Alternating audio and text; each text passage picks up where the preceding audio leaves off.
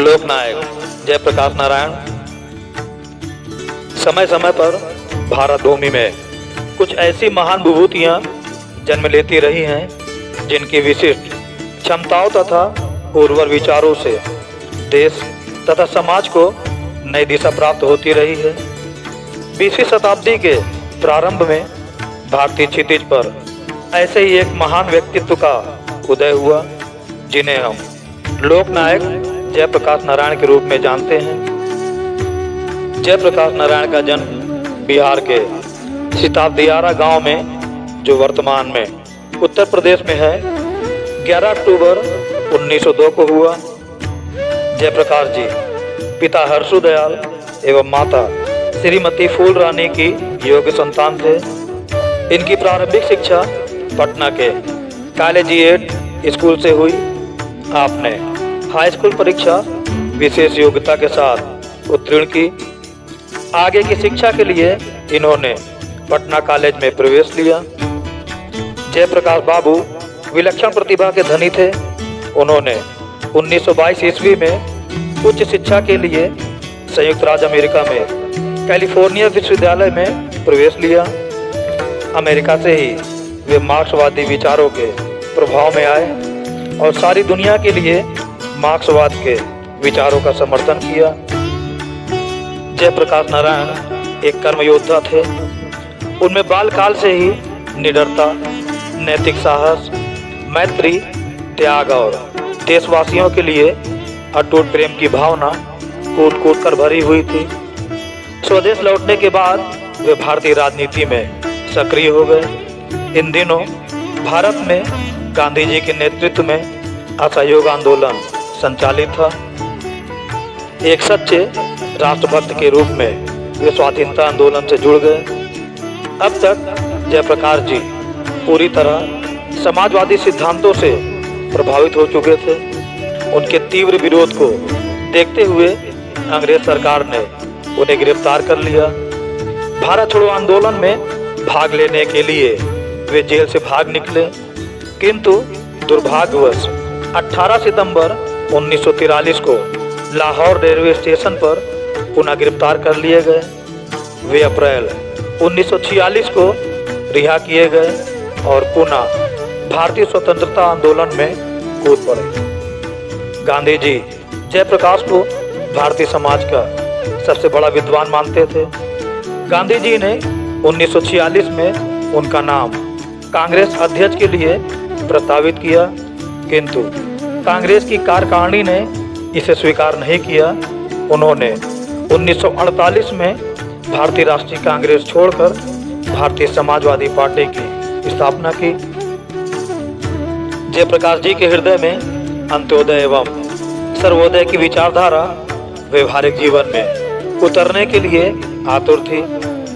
इसी समय 1952 में ये आचार्य विनोबा भावे के नेतृत्व में चलाए जा रहे सर्वोदय आंदोलन, भूदान आंदोलन की ओर आकर्षित हुए।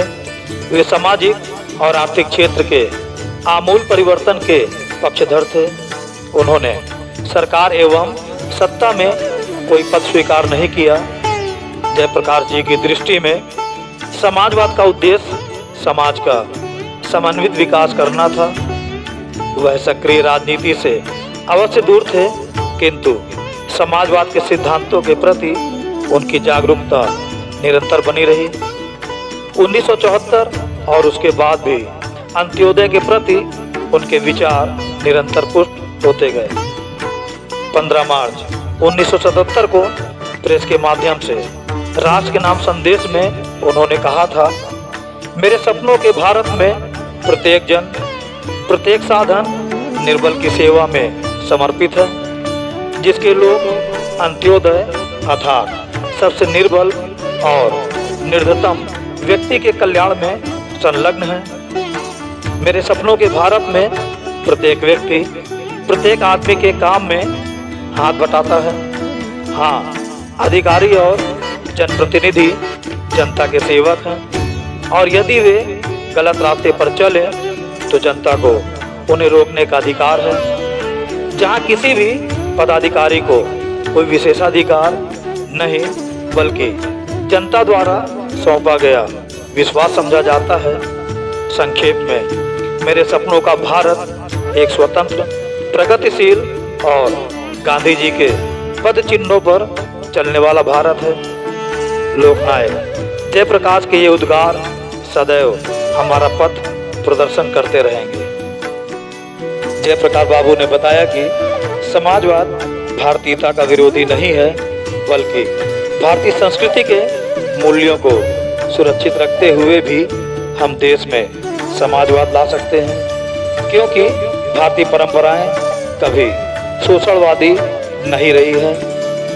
अरण्यकालीन संस्कृति से ही भारत में विश्व बंधुत्व और सहयोग को सदैव सर्वोपरि सम्मान दिया जाता रहा है।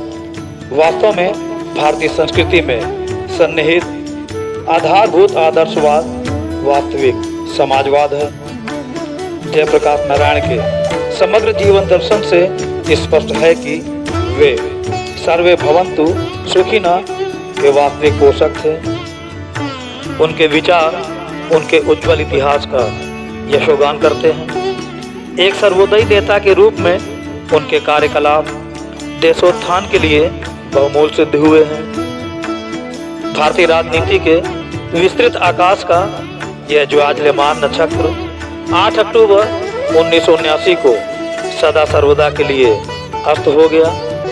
निश्चित रूप से वे आज हमारे बीच नहीं हैं, पर उनके विचार, उनके सिद्धांत भारतीय राष्ट्रीय एकता, अखंडता एवं स्वस्थ सामाजिक जीवन के लिए सदैव प्रासंगिक बने रहे।